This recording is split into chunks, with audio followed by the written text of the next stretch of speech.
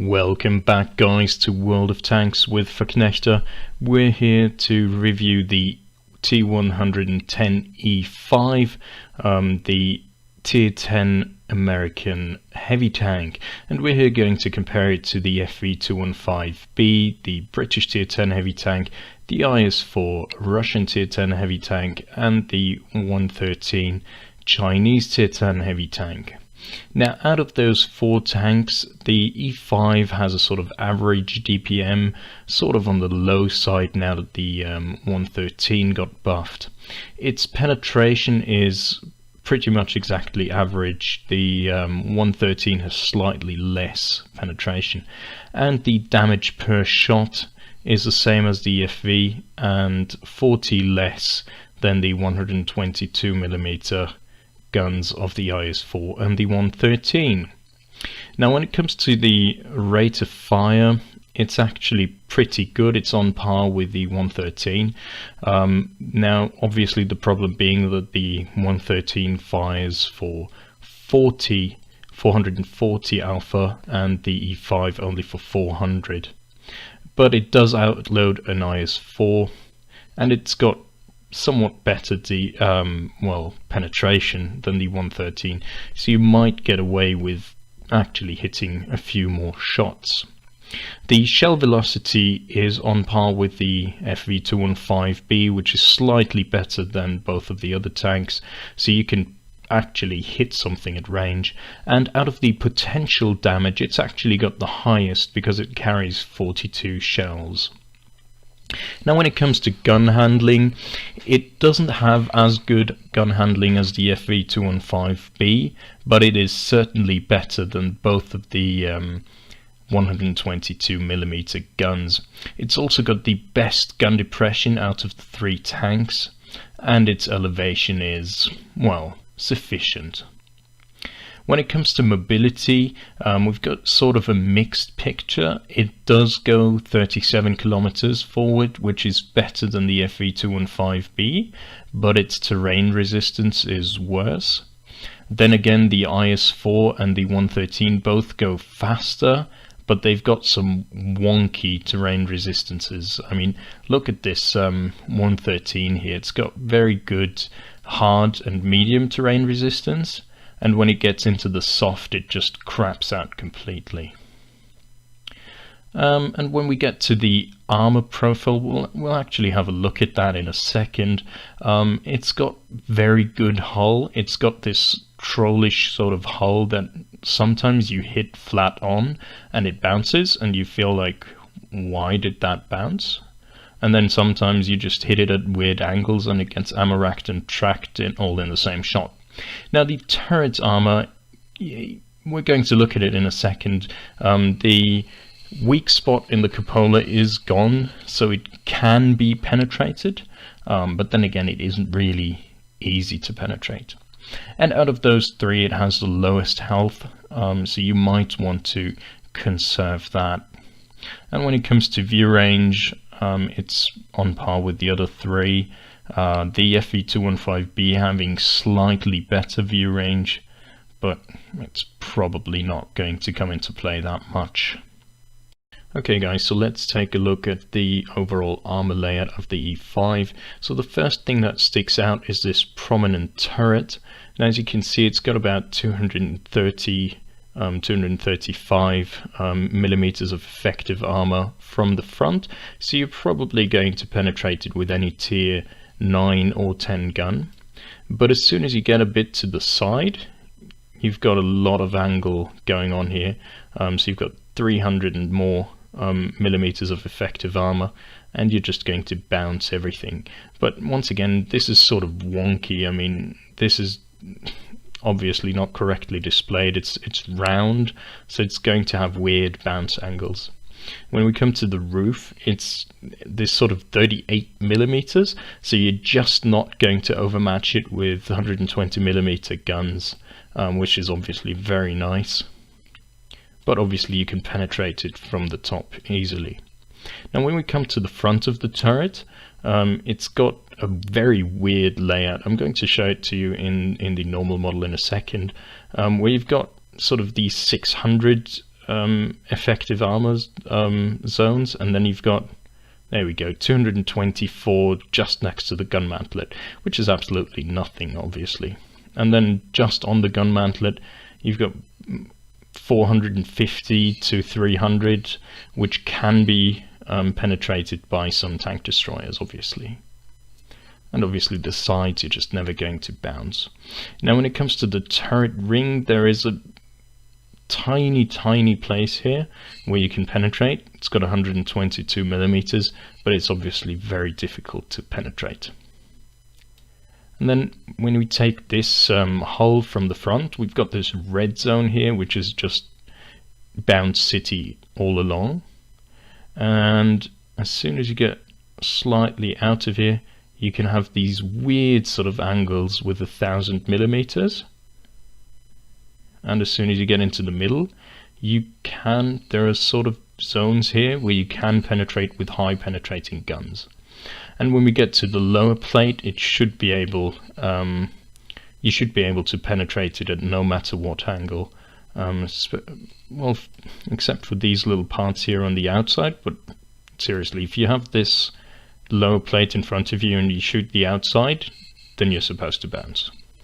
Now when it comes to side scraping, the E5 can sort of side scrape, but then again it exposes this lower part of the lower plate and you can easily penetrate it. It's got even less armor, and you can even penetrate it with some, well, tier 8 mediums. And this here is a weird spot. If you penetrate it here through the road wheel, it's going to track it and do ammo rack damage. Now obviously from the side you're just not going to bounce very much. This is the highest we can get, sort of 115 millimeters. And in the turret, always try to shoot the rear third probably, and you're going to easily penetrate it. And obviously the rear is an easy penetration even for a T49 loading HE. Now very quick look at the visual model. There we go. That is this sort of weird turret where you can have, if you penetrate the machine gun, it's got 224, and if you go a millimeter beside it, it's got 300, and you're not going to bounce, you're not going to penetrate. So yeah, this isn't a really reliable penetration, but it's much better than the troll extremely bouncy turret that we had before. Okay guys, let's look at a replay. Okay guys, so here is our replay on Fjords. We're in a pretty heavy tier 10 game with 1 tier 9 artillery on each side and another 5 tier 9 tanks on each side. And so this artillery game obviously means that we're going to have to shuffle every now and then. Now we do have more tank destroyers, which might be a problem in the game, so we're going to have to play our part. Now obviously on Fjords we're going to this western part of the map, so from the north spawn it's the right side, and we've got a 121 and the Batchet platoon, no it's not a platoon, it's just 2 Batchets following us and the convoy in the background. Now if we meet the Kranwagen up there, we're in a lot of trouble. Obviously the Kranwagen can just absolutely wreck you on hills. The 1 Batchet isn't following us, we've got an IS-4 also coming. If the Batchet would come up, we'd have an easy game. Let's see how this goes. So the enemy Batchet is already almost wrecked. Now we're trying to go for that E5.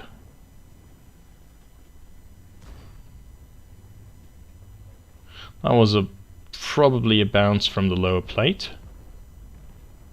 Now we're trying to snipe that E5's cupola, but we don't really get it, and the E5 actually penetrates our front.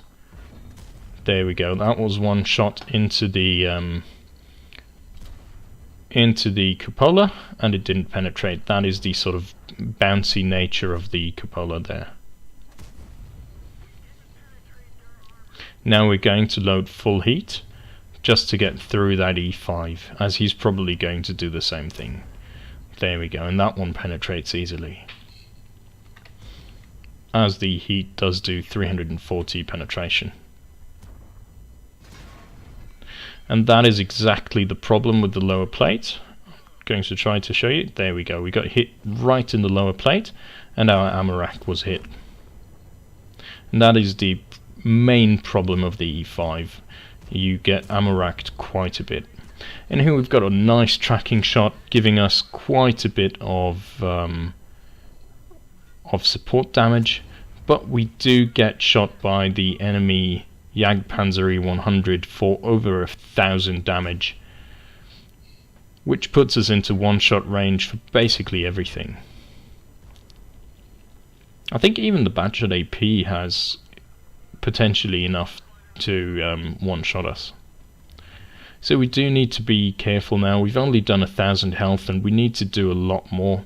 If you look at the east part of the map, we're already pretty much overrun. Only an E4 standing in the foreground and quite a few tanks in the rear. And that was some strong driving by Verknechter. Every game needs that sort of wonky driving, I think. Now I've got the side of Jagdtiger, which is always nice. Jagdtiger is just an XP pinata if you do it right.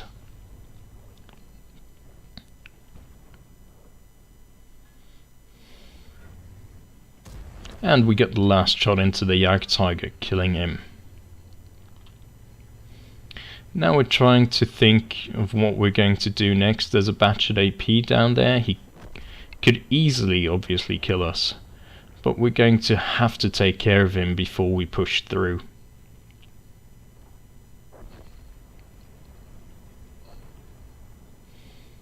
Now it's 6-7, so we're actually doing okay, considering that we lost the complete eastern flank. But we will have to do quite a bit now. There we go, nice shot into the Batchet AP, which puts him into one-shot range for the Jagdpanzer. And now we get a shot into the enemy Jagdpanzer, very nice, and we can easily outload him. So why he's coming for us, I don't know. And we finish him off for our second kill. Now we're trying to go for that Batchet AP. Not sure. Obviously we have to take care of him. We're probably not going to get him. Now if you look at the mini-map, or if you just turn the camera, we've got the Jagdpanzer E100 protecting against those 3 tanks back there, so we will have to help him out in just a second. And that was a nice shot against the Batchet AP. There we go, the Gorilla's down quite a bit. 121 gets taken out. So the only thing we have to be careful of is artillery and the Batchet 25T who's in our flank here. So we'll have to, there we go, speaking of the devil. So we're going to have to load some heat against that mouse and the VKB, as we will need to finish them off fairly quickly. There we go, nice shot from the E3 who saves the day here. And we're trying to go for the easy reset.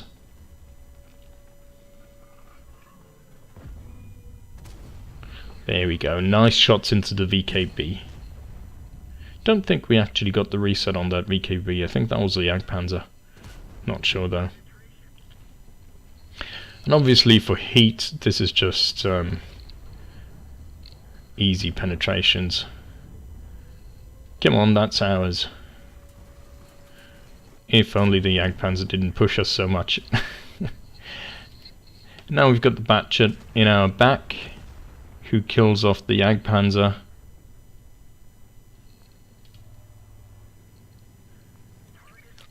Come on. Nice shot into the Batchet. and the E3 finishes him off as we cap for the win. Okay guys, so here are the end plates. This was obviously a mastery class badge on the E5. We got 1723 assisted, we bounced over 3000 damage, and we did 4806 damage on our own, giving us 4 kills. So we were second on damage done, but we were easily the best when it comes to experience. And I think four of us here, the E3, ourselves, the Jagdpanzer and the Conway, pretty much carried this game here. But the 121, beg your pardon, did an excellent job as well. Now, where's the reset? Here we go, 42 reset points. That was probably the Grilla, I think.